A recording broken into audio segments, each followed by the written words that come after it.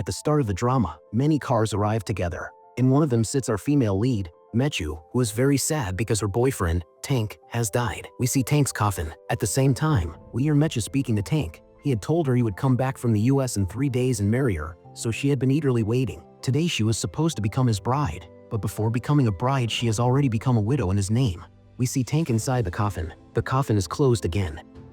Mechu kisses it and starts crying in Tank's memory because she truly loved him very much. After that, everyone has left. Only Mechu is still there because she doesn't feel like leaving Tank. Then something shocking happens. Tank is standing behind her. She is badly shocked. How is Tank here? Tank starts kissing her non-stop. Mechu cannot understand what is happening and faints. When she opens her eyes, she finds herself in a room. It feels to her as if she really felt Tank. A person named Harry comes in. He is the president of a big company. He worries about Mechu and asks why she was shouting, if she saw a bad dream. Mechu asks what she is doing at his house. Harry says that at yesterday's event she fainted, so he brought her here. Hearing this, Mechu starts remembering yesterday and says how can it be possible that she did not really see Tank? Harry explains that dead people never come back. He understands her condition, so he has booked an international trip for her. He tells her to travel for a while so she can steady herself. Mechu does not reply. Now the scene jumps 6 months later. Mechu has returned from the trip but is still troubled because she cannot forget Tank. She says that maybe by forgetting him she will be able to move forward in life. She lies on someone's leg, and a voice from behind asks what she is doing. Mechu looks at that person. It is none other than Tank. She is badly shocked and says this cannot be, meaning it is just her imagination. The person is about to introduce himself, but Mechu silences him and checks her phone.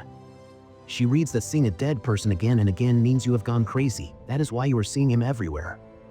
Then she starts touching the person, thinking he is Tank. The person gets up to leave, but Mechu does not let him go. She sits on top of him, hugs him, and says she just cannot forget him, that she still misses him so badly she feels she has gone mad. He has no idea how each moment is passing without him. At that moment, Mechu's stepmother arrives and asks what on earth she is doing. Mechu is shocked and asks if she can also see Tank. The person pushes Mechu away. The stepmother says this is her cousin brother, Nien Bai, who is Mechu's uncle by relation. Mechu keeps looking at him in surprise. Uncle? But this person looks exactly the same as her Tank. She goes to her room and thinks about it. What is going on? How can two people have one face? None of this makes sense. She hears on a TV show that when a person gets a big shock, their memory can be lost. So Mechu starts thinking that this person is surely Tank whose memory is lost. She decides she will prove that this person is not Nienbai but her Tank. She starts round 1. First, she comes to check Nienbai's underwear because Tank used to wear crayon underwear.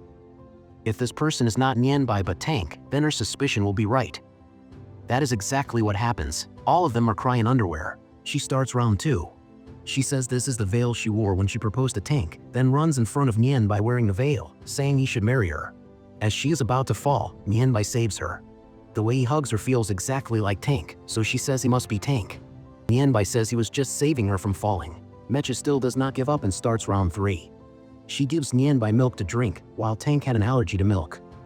After drinking, when Nienbai reacts strangely, she hugs him again and says she knew it was Tank, but nothing actually happens to Nienbai. Instead, he starts chasing after Mechu and asks what her problem is. Hearing this, Mechu runs away. Now Mechu is planning the final round. From Tank's old things she finds one of Tank's hairs and says she will get a DNA test done. She comes secretly to take Nienbai's hair, but Nienbai sees her and does not let her come near. Mechu insists she only wants his help and asks if she can give him a hair massage. Nienbai is not agreeing at first, but after Mechu forces more, he agrees. Mechu does not do things properly. She falls by mistake and spills all the oil on Nienbai's hair, which makes him very angry. Now we see that when Nienbai is coming out after a bath, Mechu comes to him again and says she will dry his hair. As she comes close, in haste she falls down and also pulls down Nienbai's towel. Both feel very embarrassed. The stepmother, Miss Rose, also comes, because she is shocked to see this. Mechu starts explaining that it is not what she is thinking, it was just an accident. In the next scene, Nienbai is talking to someone on a call. He very cleverly takes a person's mobile from his pocket, comes outside, and starts changing his look so no one can recognize him. He sits in a car and says he will definitely ruin the Hua Group, which is Mechu's father's company. We will find out later what enmity Nienbai has with Mechu's father. Next, Nienbai talks to Miss Rose on a call and says he has checked the chat history of the mobile he stole from her husband's manager. The Diamond Project file is not in the office but in her husband's study room. Miss Rose agrees, and we are shown that she has stolen the key and brought it. She gives it to Nianbai. Nianbai says he cannot go into the study room right now because at this time her husband is at home. Miss Rose says it is fine. Tomorrow we will go out with her, so Nianbai can complete the work then. He agrees. Just then the lights turn on, and it seems as if Mechu has heard everything, but she is here only to take the brides. The key is right behind the brides. Before Mechu can see it, Nianbai stops her and, holding her hands, stands up, coming very close to her. Mechu looks at him in surprise. Nianbai tells Miss Rose to go, as he has to talk to Mechu alone. Miss Rose leaves.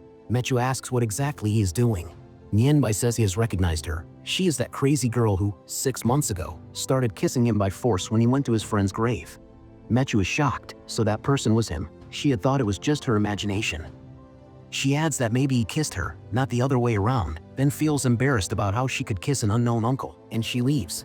Nianbai feels relieved that Mechu did not see the key. In the next scene, Mechu has come to meet Harry. Harry brings a cake for her because it is her birthday. Mechu is surprised and thanks him, saying he has always been good to her and always takes care of her. Harry says she is so sweet that taking care of her is natural. They both come outside. Mechu sees a shooting star and feels happy. Harry says it must be Tank watching her from afar. Hearing this, Mechu becomes sad and starts missing Tank. Harry gives Mechu her birthday present, but the words on it are different, not her name. Mechu does not notice this carefully. She accepts it thinking it is a new design. Now we are shown that at home Nianbai is worried because it is so late and the girl has still not come home. As soon as Mechu arrives, he asks where she has been all this time and if she knows what time it is. Mechu says she was with her friend and asks what it has to do with him. Nianbai asks which friend, then says that since her parents are not at home, it becomes his responsibility to take care of her. In conversation, Mechu mentions that today is her birthday, so he should leave her alone, but Nianbai needs to get Mechu drunk and steal the file from the study room. He says he has a very good wine he brought from the US, which she will definitely like, and asks if she would like to try it. Mechu agrees, and we see the two of them drinking. Mechu says she does not get drunk easily. Then the scene cuts, and we see Mechu is very drunk.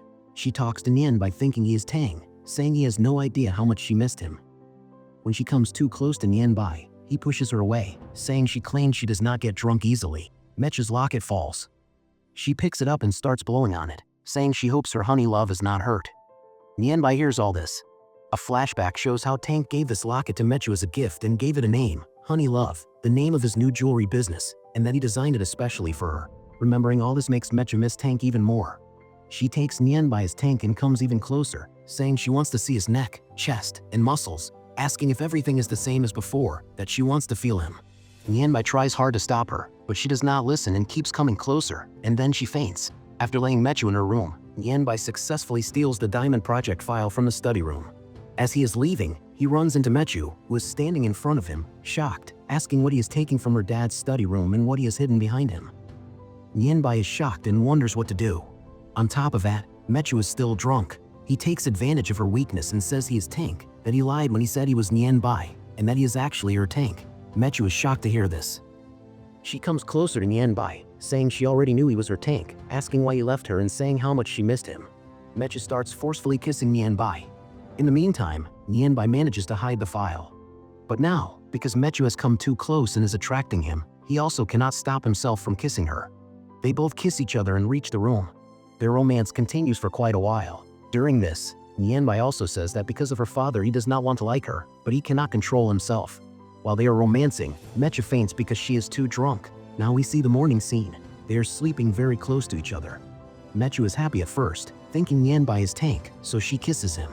When she comes to her senses, she pushes him away and asks what he is doing in her room. Tank, Nianbai, tells the whole thing. She forcibly brought him there. The scene cuts. Mechu asks Nianbai if nothing too much happened between them last night. Hearing this, Nianbai shows how many love bites she gave him. Mechu suddenly remembers Tank, because he also used to show his neck like this. In the next scene, when Mechu is outside, she is told on call that the DNA report has arrived and is being sent to her online. She had somehow taken Nianbai's hair and sent it for a DNA test.